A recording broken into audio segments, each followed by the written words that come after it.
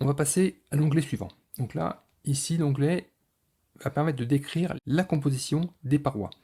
Et en l'occurrence ici des parois verticales, donc les murs donnant sur l'extérieur ou sur des locaux non chauffés.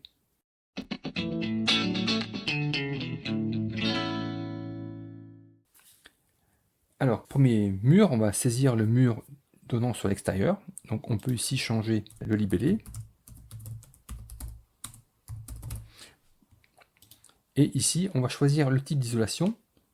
C'est important de le faire parce que ça permet au logiciel de présélectionner des valeurs de pont thermique de liaison entre les menuiseries que vous avez ici sur l'illustration et donc les murs. Ici, on a une isolation en ossature bois. Et maintenant, donc, on va pouvoir saisir les matériaux.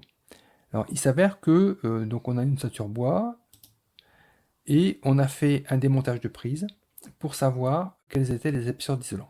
Alors, avant de saisir les matériaux, on va ici cliquer sur ce schéma. Schéma à suivre si le mur n'est pas totalement connu.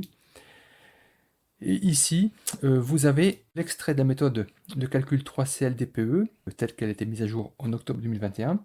En l'occurrence, c'est à la page 13. Et ici, le schéma original de la méthode de calcul a été adapté pour tenir compte de ce qui a été effectivement pris en compte au niveau du logiciel Mon Diagnostic DPE. Donc du coup, quand vous ne connaissez pas complètement la paroi, vous allez pouvoir vous poser ce type de question. Est-ce que votre mur est totalement connu? Oui, vous allez saisir chacune de ces couches. Est-ce que le mur est totalement connu? Non.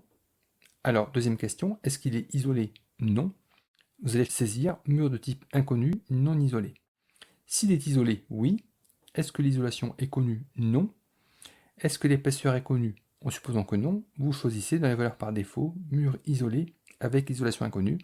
Ou bien, si l'épaisseur a été connue parce que vous avez fait par exemple un démontage de prise et donc vous avez pu mesurer l'épaisseur d'isolant, eh bien vous allez pouvoir indiquer l'épaisseur d'isolant.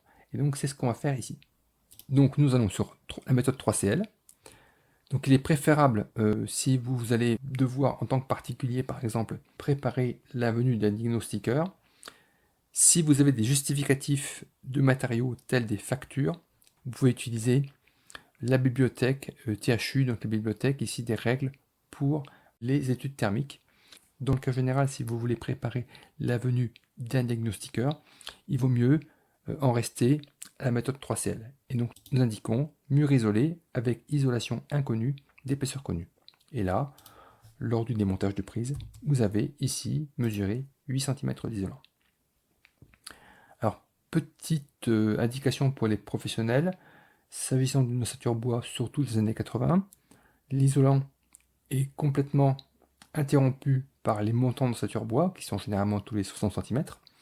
Et donc en fait, ces montants tendent à réduire l'efficacité de l'isolant parce qu'il y a des ponts thermiques, et ces ponts thermiques que l'on appelle répartis ne sont pas du tout pris en compte dans la méthode 3CL. Donc on n'en tient pas compte ici, on fait comme si l'isolant était continu. Ici, il n'y aura pas de véranda, donc on ne se pose pas la question pour cette case à cocher. Mur sur l'extérieur, donc la paroi donne sur l'extérieur. Vous avez vu dans le plan, il y a ici un mur qui donne sur le garage. On va le saisir. Donc ici, idem, on est toujours dans une ossature bois. On est ici sur le mur qui donne sur le garage. On a les mêmes matériaux, 8 cm. Et cette fois par contre, ici, le mur donne sur un local non chauffé. Et ce local non chauffé est de type garage. Et là, il va falloir saisir deux surfaces. La surface de la paroi qui sépare le local chauffé du local non chauffé. Et donc ici, on a un pan de mur entier. Donc vous voyez ici 7,20 m que multiplie 2,50 m, ce qui fait 18 mètres carrés. Cette paroi est isolée.